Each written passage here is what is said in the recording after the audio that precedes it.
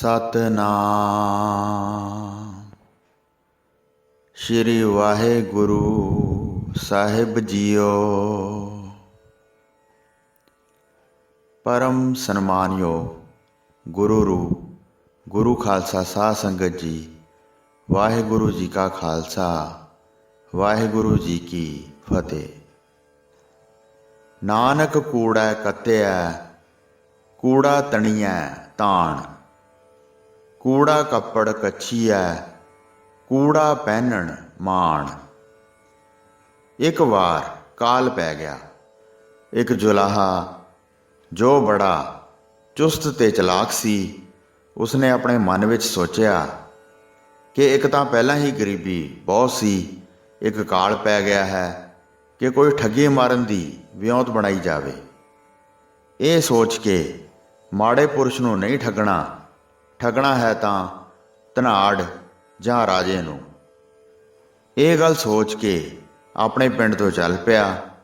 ਅੱਗੇ ਰਾਜੇ ਦੇ ਸ਼ਹਿਰ ਅੰਦਰ ਵੜ ਕੇ ਰਾਜੇ ਦਾ ਪਤਾ ਕੀਤਾ ਕਿ ਕਿਹੋ ਜਿਹੇ ਸੁਭਾਅ ਦਾ ਹੈ। ਰਾਜਾ ਬੜਾ ਸ਼ਰਾਬੀ ਸੀ। ਜੁਲਾਹੇ ਨੇ ਵਜ਼ੀਰ ਨੂੰ ਵੱਢੀ ਦੇ ਕੇ ਆਪਣੇ ਹੱਥ ਵਿੱਚ ਕਰ ਲਿਆ ਤੇ ਆਖਿਆ ਕਿ ਮੇਰੀ ਰਾਜੇ ਨਾਲ ਮੁਲਾਕਾਤ ਕਰਾ ਦਿਓ। ਤਾਂ ਵਜ਼ੀਰ ਉਸ ਨੂੰ ਰਾਜੇ ਪਾਸ ਲੈ ਗਿਆ। ਠੱਗ ਲੋਕ ਜ਼ੁਬਾਨ ਦੇ ਬੜੇ ਮਿੱਠੇ ਹੁੰਦੇ ਹਨ। ਆਪਣੀ ਮਿੱਠੀ ਜ਼ੁਬਾਨ ਨਾਲ ਉਹ ਰਾਜੇ ਦੀ ਉਸਤਤ ਕਰਨ ਲੱਗਾ। ਉਹ ਸ਼ਰਾਬੀ ਰਾਜੇ ਨੂੰ ਕਹਿਣ ਲੱਗਾ ਕਿ ਤੁਸੀਂ ਬੜੇ ਧਰਮਾਤਮਾ ਹੋ, ਬੜੇ ਸਦਾਚਾਰੀ ਹੋ। ਵਡਿਆਈ ਇੱਕ ਐਸੀ ਵਸਤੂ ਹੈ ਜੋ ਵੱਡੇ ਪੁਰਸ਼ ਨੂੰ ਛੋਟੇ ਦੇ ਅਧੀਨ ਕਰ ਦਿੰਦੀ ਹੈ। ਤੇ ਉਪਮਾ ਸੁਣ ਕੇ ਰਾਜਾ ਖੁਸ਼ ਹੋ ਗਿਆ। ਜੁਲਾਹੇ ਨੇ ਸੋਚਿਆ ਕਿ ਹੁਣ ਦਾਅ ਲੱਗ ਜਾਏਗਾ। ਰਾਜੇ ਨੂੰ ਕਹਿਣ ਲੱਗਾ ਕਿ ਬਾਦਸ਼ਾਹ, ਬੜੀ ਦੇਰ ਦੀ ਮੇਰੇ ਮਨ ਦੀ ਇੱਕ ਰੀਝ ਹੈ ਕਿ ਇੱਕ ਦਸਤਾਰ ਬਣਾ ਕੇ ਆਪ ਦੇ ਸਿਰ ਤੇ ਬਣਾਵਾਂ, ਜਿਸ ਵਰਗੀ ਦਸਤਾਰ ਕਿਸੇ ਦੇ ਸਿਰ ਤੇ ਨਾ ਹੋਵੇ। ਪਰ ਬਾਦਸ਼ਾਹ, ਕੀ ਕਰਾਂ, ਗਰੀਬੀ ਨੇ ਬੜਾ ਤੰਗ ਕਰ ਰੱਖਿਆ ਹੈ। ਇਹ ਮੇਰੀ ਭਾਵਨਾ ਪਤਾ ਨਹੀਂ ਕਿਸ ਜਨਮ ਵਿੱਚ ਪੂਰੀ ਹੋਵੇਗੀ। ਪਰਮਾਤਮਾ ਨੇ ਐਡਾ ਵੱਡਾ ਦਸਤਕਾਰੀ ਦਾ ਹੁਨਰ ਦਿੱਤਾ ਹੈ, ਪਰ ਕੀ ਕਹਾਂ ਰੱਬ ਨੂੰ, ਜਿਸ ਨੇ 4 ਪੈਸੇ ਨਾ ਦਿੱਤੇ ਕਿ ਮੈਂ ਆਪਣੇ ਬਾਦਸ਼ਾਹ ਨੂੰ ਮਨ ਭਾਉਂਦੀ ਪੱਗ ਬਣਾ ਦਿੰਦਾ। ਸ਼ਰਾਬੀ ਬਾਦਸ਼ਾਹ ਬੋਲਿਆ ਕਿ ਜੁਲਾਹਿਆ, ਪੈਸਿਆਂ ਦਾ ਕੀ ਘਾਟਾ ਹੈ, ਤੂੰ ਪੱਗ ਤਿਆਰ ਕਰ। ਜੁਲਾਹੇ ਨੇ ਕਿਹਾ ਕਿ ਜੀ ਮੈਂ ਪੱਗ ਦਾ ਤਾਂ ਪੈਸਾ ਲੈਣਾ ਹੀ ਕੁਝ ਨਹੀਂ, ਬਸ ਸੇਵਾ ਹੀ ਕਰਨੀ ਚਾਹੁੰਦਾ ਹਾਂ। ਮੈਨੂੰ ਤਾਂ ਬਸ ਸੰਦਾਂ ਦੇ ਖਰੀਦਣ ਵਾਸਤੇ ਕੁਝ ਪੈਸਾ ਚਾਹੀਦਾ ਹੈ। ਬਾਦਸ਼ਾਹ ਨੇ ਹੁਕਮ ਦੇ ਕੇ 1000 ਰੁਪਏ ਜੁਲਾਹੇ ਨੂੰ ਦਵਾ ਦਿੱਤੇ ਤੇ ਪੈਸੇ ਲੈ ਕੇ ਘਰ ਆ ਗਿਆ। ਆਰਾਮ ਨਾਲ ਖਾਂਦਾ ਪੀਂਦਾ ਰਿਹਾ। ਸੰਦ ਉਸਨੇ ਕਿਹੜੇ ਖਰੀਦਣੇ ਸੀ, ਸੋ ਇਉਂ ਦਸਤਾਰ ਬਣਾਉਣ ਦੀ ਸਾਰੀ ਸਮੱਗਰੀ ਦੇ ਪੈਸੇ ਲੈ ਕੇ ਘਰ ਬੈਠ ਗਿਆ ਤੇ ਆਨੰਦ ਮਾਣਦਾ ਰਿਹਾ। ਤੇ ਇੱਕ ਦਿਨ ਖਜ਼ਾਨਚੀ ਨੇ ਯਾਦ ਕਰਾਇਆ ਕਿ ਜੁਲਾਹਾ ਦਸਤਾਰ ਬਣਾਉਣ ਲਈ ਪੈਸੇ ਲੈ ਗਿਆ ਸੀ। ਤਦ ਰਾਜੇ ਨੇ ਕਿਹਾ ਕਿ ਜਾ ਕੇ ਪੁੱਛ ਕੇ ਆਓ ਕਿ ਦਸਤਾਰ ਬਣਾਈ ਹੈ ਕਿ ਨਹੀਂ। ਜੁਲਾਹਾ ਰਾਜੇ ਦਾ ਨੌਕਰ ਆਇਆ ਦੇਖ ਕੇ ਚਰਖਾ ਫੇਰਨ ਲੱਗ ਪਿਆ। ਖਾਲੀ ਹੀ ਹੱਥਾਂ ਨਾਲ ਕੱਤਣ ਵਾਂਗੂ ਕਿਰਿਆ ਕਰਨ ਲੱਗ ਪਿਆ। ਬਾਦਸ਼ਾਹ ਦੇ ਨੌਕਰ ਨੇ ਪੁੱਛਿਆ ਕਿ ਦਸਤਾਰ ਬਣਾਈ ਹੈ ਜਾਂ ਨਹੀਂ। ਤਾਂ ਕਹਿਣ ਲੱਗਾ ਕਿ ਅਜੇ ਤਾਂ ਮੈਂ ਕੱਤ ਰਿਹਾ ਹਾਂ, ਪਰ ਇਹ ਸੂਤ ਉਸ ਨੂੰ ਦਿਖੇਗਾ ਜਿਹੜਾ ਆਪਣੇ ਮਾਂ-ਬਾਪ ਦਾ ਹੋਵੇਗਾ। ਇਹ ਹਰਾਮਦੇਹ ਨੂੰ ਨਹੀਂ ਦਿਖੇਗਾ। ਇਹ ਕੋਈ ਮਾਮੂਲੀ ਸੂਤ ਨਹੀਂ ਹੈ, ਕਿਉਂਕਿ ਐਸੇ ਹੀ ਸੂਤ ਦੀ ਦਸਤਾਰ ਬਣਨੀ ਹੈ, ਉਹ ਵੀ ਬਾਦਸ਼ਾਹ ਦੀ। ਉਸ ਨੌਕਰ ਨੇ ਜਾ ਕੇ ਰਾਜੇ ਨੂੰ ਕਿਹਾ ਕਿ ਅਜੇ ਤਾਂ ਸੂਤ ਕੱਤਿਆ ਜਾ ਰਿਹਾ ਹੈ, ਮੈਂ ਦੇਖ ਕੇ ਆਇਆ ਹਾਂ, ਸੂਤ ਬਹੁਤ ਵਧੀਆ ਹੈ। ਕੁਝ ਦਿਨਾਂ ਬਾਅਦ ਰਾਜੇ ਨੇ ਦੂਜੇ ਨੌਕਰ ਨੂੰ ਭੇਜਿਆ। ਨੌਕਰ ਨੂੰ ਆਉਂਦਿਆਂ ਵੇਖ ਕੇ ਇਸ ਚਲਾਕ ਜੁਲਾਹੇ ਨੇ ਕਾਨੇ ਗੱਡ ਲਏ। ਤਾਣੀ ਦੇ ਤਣਨੇ ਵਾਂਗੂ ਖਾਲੀ ਹੱਥ ਮਾਰੀ ਜਾਏ। ਰਾਜੇ ਦੇ ਨੌਕਰ ਨੇ ਆ ਕੇ ਆਖਿਆ ਕਿ ਦਸਤਾਰ ਤਿਆਰ ਨਹੀਂ ਹੋਈ। ਤਾਂ ਉਸਨੇ ਕਿਹਾ ਕਿ ਦਿਸਦਾ ਨਹੀਂ, ਤਾਣੀ ਤਾਂ ਤਣੀ ਜਾ ਰਿਹਾ ਹਾਂ। ਰਾਜੇ ਦੀ ਦਸਤਾਰ ਦੀ ਇਹ ਤਾਣੀ ਹੈ, ਪਰ ਇਹ ਸੂਤ ਉਸ ਨੂੰ ਦਿਖੇਗਾ ਜੋ ਆਪਣੇ ਮਾਂ-ਬਾਪ ਦਾ ਹੋਵੇਗਾ। ਤਾਂ ਉਸਨੇ ਸ਼ਰਮ ਦੇ ਮਾਰੇ ਨੇ ਕਹਿ ਦਿੱਤਾ ਕਿ ਤਾਣੀ ਤਾਂ ਬਹੁਤ ਵਧੀਆ ਹੈ। ਇਸਨੇ ਜਾ ਕੇ ਦੱਸਿਆ ਕਿ ਤਾਣੀ ਤਣੀ ਜਾ ਰਹੀ ਹੈ, ਦਸਤਾਰ ਛੇਤੀ ਹੀ ਤਿਆਰ ਹੋ ਜਾਏਗੀ। ਫਿਰ ਰਾਜੇ ਨੇ ਤੀਸਰੇ ਨੌਕਰ ਨੂੰ ਭੇਜਿਆ ਤੇ ਜਦੋਂ ਉਸਨੇ ਨੌਕਰ ਆਉਂਦਾ ਵੇਖਿਆ ਤਾਂ ਗੱਜ ਲਾ ਕੇ ਮਿੰਨਣ ਲੱਗ ਪਿਆ। ਜੁਲਾਹਾ ਇਤਨਾ ਚਲਾਕ ਸੀ, ਉਹ ਹਰੇਕ ਨੂੰ ਕਹਿ ਦਿਆ ਕਰੇ ਕਿ ਦਿਸੇਗਾ ਉਸਨੂੰ ਜੋ ਮਾਂ ਪਿਓ ਦਾ ਹੋਵੇਗਾ। ਇੱਕ ਦਿਨ ਜੁਲਾਹਾ ਆਪ ਹੀ ਰਾਜੇ ਪਾਸ ਜਾ ਕੇ ਖੜਾ ਹੋਇਆ, ਜਾ ਕੇ ਕਹਿਣ ਲੱਗਾ ਕਿ ਦਸਤਾਰ ਤਾਂ ਤਿਆਰ ਹੋ ਗਈ ਹੈ, ਪਰ ਉਸਦੇ ਰੱਖਣ ਵਾਸਤੇ ਪਟਾਰੀ ਚਾਹੀਦੀ ਹੈ, ਜਿਸ ਦੇ ਨਾਲ ਮੋਤੀ ਵਗੈਰਾ ਲੱਗੇ ਹੋਣ। ਉਸਦੇ ਵਿੱਚ ਆਪ ਜੀ ਦੀ ਦਸਤਾਰ ਪਾ ਕੇ ਲਿਆਵਾਂਗਾ, ਕਿਉਂਕਿ ਦਸਤਾਰ ਸਲਤਨਤ ਦੇ ਬਾਦਸ਼ਾਹ ਦੀ ਹੈ। ਦੂਸਰਾ, ਦਸਤਾਰ ਇੱਜ਼ਤ ਦਾ ਪ੍ਰਤੀਕ ਹੈ।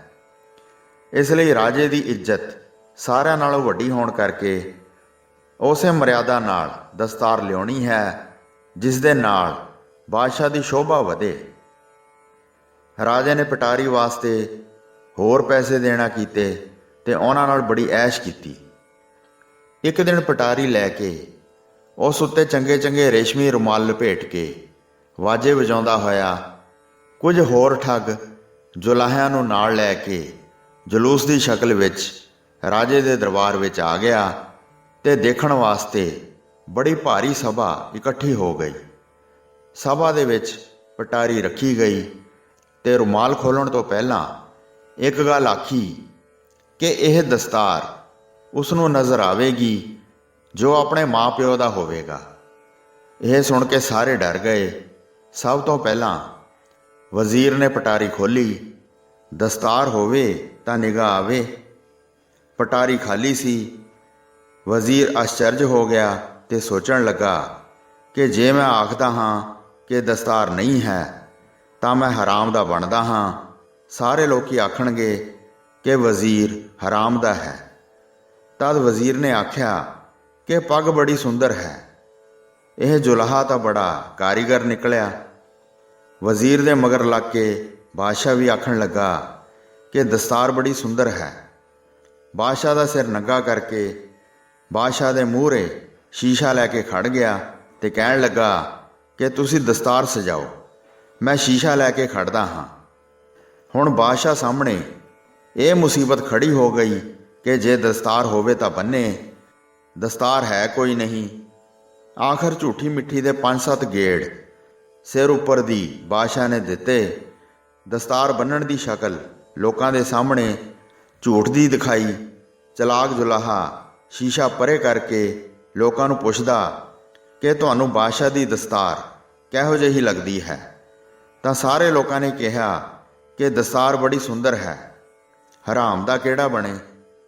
ਇੱਕ ਜੁਲਾਹਾ ਸਾਰਿਆਂ ਨੂੰ ਬੁੱਧੂ ਬਣਾ ਗਿਆ। ਐਸਾ ਆਪਣਾ ਝੂਠ ਦਾ ਜਾਲ ਵਿਛਾਇਆ, ਕਿਸੇ ਨੂੰ ਕੋਈ ਸਮਝ ਨਹੀਂ ਆਉਣ ਦਿੱਤੀ। ਹੁਣ ਸਾਰੇ ਪ੍ਰਸੰਗ ਦਾ ਗੁਰੂ ਜੀ 2 ਤੁਕਾਂ ਵਿੱਚ ਸਿਧਾਂਤ ਵਰਣਨ ਕਰਦੇ ਹਨ। ਜੁਲਾਹੇ ਨੇ ਜਿਹੜਾ ਕਿਹਾ ਸੀ ਕਿ ਮੈਂ ਸੂਤ ਕੱਤ ਰਿਹਾ ਹਾਂ, ਇਹ ਵੀ ਝੂਠ ਹੈ। ਫਿਰ ਉਸਨੇ ਕਿਹਾ ਸੀ ਕਿ ਮੈਂ ਤਾਣਾ ਤਣ ਰਿਹਾ ਹਾਂ, ਇਹ ਵੀ ਝੂਠ ਹੈ। ਫਿਰ ਉਸਨੇ ਕਿਹਾ ਕਿ ਮੈਂ ਕੱਪੜੇ ਨੂੰ ਕੱਛ ਲਾ ਰਿਹਾ ਹਾਂ, ਇਹ ਵੀ ਝੂਠ ਹੈ। ਦਸਤਾਰ ਬੰਨਣ ਦਾ ਜਿਹੜਾ ਆਨੰਦ ਰਾਜੇ ਨੇ ਮਾਣਿਆ, ਉਹ ਵੀ ਝੂਠਾ ਹੈ। ਸੋ ਸਤਿਗੁਰੂ ਜੀ ਫਰਮਾਨ ਕਰਦੇ ਹਨ ਕਿ ਗੁਰੂ ਉਪਦੇਸ਼ ਗ੍ਰਹਿਣ ਕੀਤੇ ਤੋਂ ਬਿਨਾਂ ਹੀ ਜੋ ਜਗਿਆਸੂ ਕਹਿੰਦਾ ਹੈ ਕਿ ਮੈਂ ਨਿਸ਼ਕਾਮ ਕਰਮ ਕਰਕੇ ਮਲ ਦੋਸ਼ ਦੀ ਨਿਵਰਤੀ ਕੀਤੀ ਹੈ, ਇਹ ਵੀ ਝੂਠ ਹੈ। ਕੂੜਾ ਤਣੀਐ ਤਾਣ ਜਿਹੜਾ ਆਖਦਾ ਹੈ ਕਿ ਮੈਂ ਉਪਾਸ਼ਨਾ ਕਰਕੇ ਵਿਖੇਪ ਦੋਸ਼ ਦੀ ਨਿਵਰਤੀ ਕਰ ਲਈ ਹੈ, ਇਹ ਵੀ ਝੂਠ ਹੈ। ਕੂੜਾ ਕੱਪੜ ਕੱਛੀਐ ਜਿਹੜਾ ਆਖਦਾ ਹੈ ਕਿ ਮੈਂ ਬ੍ਰਹਮ ਗਿਆਨ ਦੇ ਸਹਿਤ ਹੋ ਕੇ ਅਵਰਨ ਦੂਰ ਕੀਤਾ ਹੈ, ਇਹ ਵੀ ਝੂਠ ਹੈ। ਕੂੜਾ ਪਹਿਨਣ ਮਾਣ ਜੋ ਆਖਦਾ ਹੈ ਕਿ ਮੈਂ ਹੁਣ ਆਤਮਿਕ ਆਨੰਦ ਨੂੰ ਮਾਣਿਆ ਹੈ, ਇਹ ਵੀ ਉਸ ਦਾ ਝੂਠ ਹੈ। ਅਥਵਾ ਸਤਿਗੁਰੂ ਜੀ ਕਥਨ ਕਰਦੇ ਹਨ ਕਿ ਕੂੜਾ ਕੱਤਿਆ ਜਿਹੜਾ ਆਖਦਾ ਹੈ ਕਿ ਮੈਂ ਸ਼ਰਵਣ ਕੀਤਾ ਹੈ, ਇਹ ਵੀ ਝੂਠ ਹੈ। ਕੂੜਾ ਤਣੀਐ ਤਾਣ ਜਿਹੜਾ ਕਹਿੰਦਾ ਹੈ ਕਿ ਮੈਂ ਮੰਨਣ ਕਰ ਲਿਆ ਹੈ, ਇਹ ਵੀ ਝੂਠ ਹੈ। ਕੂੜਾ ਕੱਪੜ ਕੱਛੀਐ ਜੋ ਆਖਦਾ ਹੈ ਕਿ ਮੈਂ ਨਿਧਿਆਸਣ ਕਰ ਲਿਆ ਹੈ, ਇਹ ਵੀ ਝੂਠ ਹੈ। ਕੂੜਾ ਪਹਿਨਣ ਮਾਣ, ਜੋ ਕਹਿੰਦਾ ਹੈ ਕਿ ਤਤ ਤਵੰਗ ਦਾ ਸੋਧਨ ਕਰਕੇ ਮੈਨੂੰ ਸਾਖਿਆਤਕਾਰੀ ਹੋਈ ਹੈ, ਇਹ ਵੀ ਝੂਠ ਹੈ। ਹੋਈਆਂ ਭੁੱਲਾਂ ਚੁੱਕਾਂ ਦੀ ਖਿਮਾ ਬਖਸ਼ਣੀ ਜੀ। ਦਾਸ ਨੂੰ ਆਗਿਆ ਦਿਓ। ਵਾਹਿਗੁਰੂ ਜੀ ਕਾ ਖਾਲਸਾ, ਵਾਹਿਗੁਰੂ ਜੀ ਕੀ ਫਤਿਹ।